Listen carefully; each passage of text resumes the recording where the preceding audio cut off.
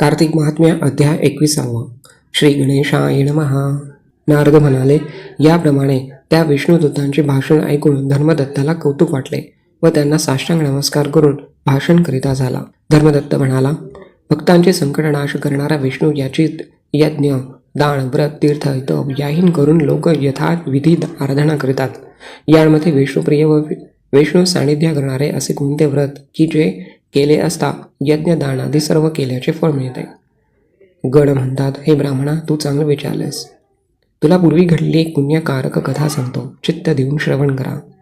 पूर्वी कांतीपूर नगरामध्ये चोल नावाचा चक्रवर्ती राजा राज्य करीत होता.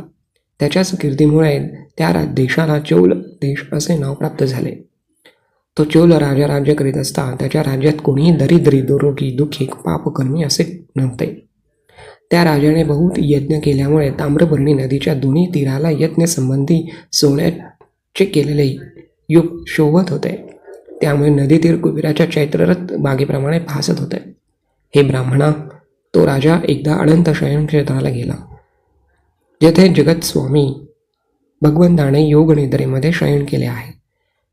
तेथे राजाने दिव्य रत्ने, मोती, सुंदर सोन्याची फुले यांनी श्री विष्णूची यथाविधी पूजा केली. देवाला साष्टांग नमस्कार करून तेथे बसला. इतक्यात तेथे देवाजवळ एक ब्राह्मण आलेला त्याने पाहिला.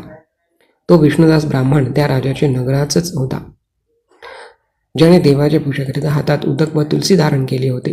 त्या ब्राह्मणाने तेथे येऊन विष्णुसुक्ताने देवाला स्नान घालून तुळशीच्या मंजुरीने पूजा केली. त्याच्या तुळशीच्या पूजेनेपूर्वी आपण केलेली रत्नपूजा झाकून गेली असे राजाने पाहिले. तेव्हा राजाला राग येऊन बोलला. चौल राजा म्हणतो, हे विष्णुदासा, माणके, सुवर्ण इत्यादिकांनी ही मोठी सुंदर पूजा केली होती. ती तू तुलसीने अशी का झाकून टाकलेस?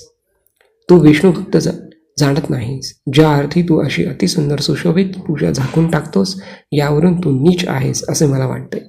असे राजाचे भाषण ऐकून ब्राह्मण संतापला व राजाच्या मोठेपणाचा मान न राखता बोलू लागला. विष्णुदास म्हणतो, राजा, तुला भक्ती ठाऊक नाही.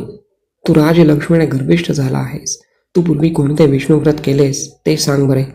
गण म्हणतात, असे ब्राह्मणांचे वाक्य ऐकून राजा हंसला व गर्वाने विष्णुदासाला म्हणाला. राजा म्हणतो, ब्राह्मणा, तू असे जरी बोललास तरी तुला विष्णुभक्तीचा नुसता गर्व आहे. दरिद्री जो तुला विष्णूची भक्ती कितीशी असणार. तू विष्णूला तुष्ट करणारे असे यज्ञ, दानादी केले नाहीस, किंवा हे ब्राह्मणा, कधी कुठे देवालयही बांधले नाहीस. असा तू असूनही तुला भक्तीचा मोठा गर्व मात्र आहे. हे सर्व ब्राह्मण, माझे भाषण ऐका.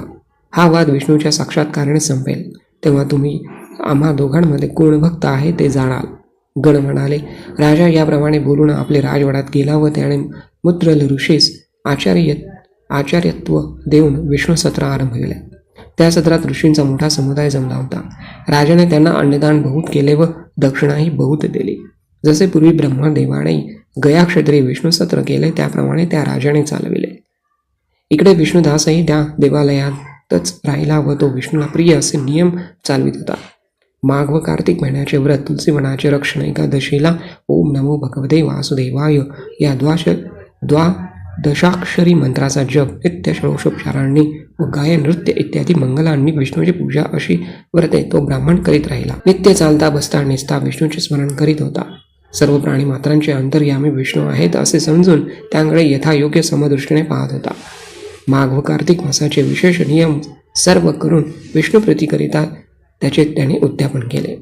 याप्रमाणे चौल राजा विष्णुदास ब्राह्मण हे विष्णूची आराधना करणे असे मोठे व्रतस्थ राहून सर्व इंद्रियांची कर्मे केवळ भगवंतावर निष्ठा ठेवून करीत असता बहुत काळ गेला.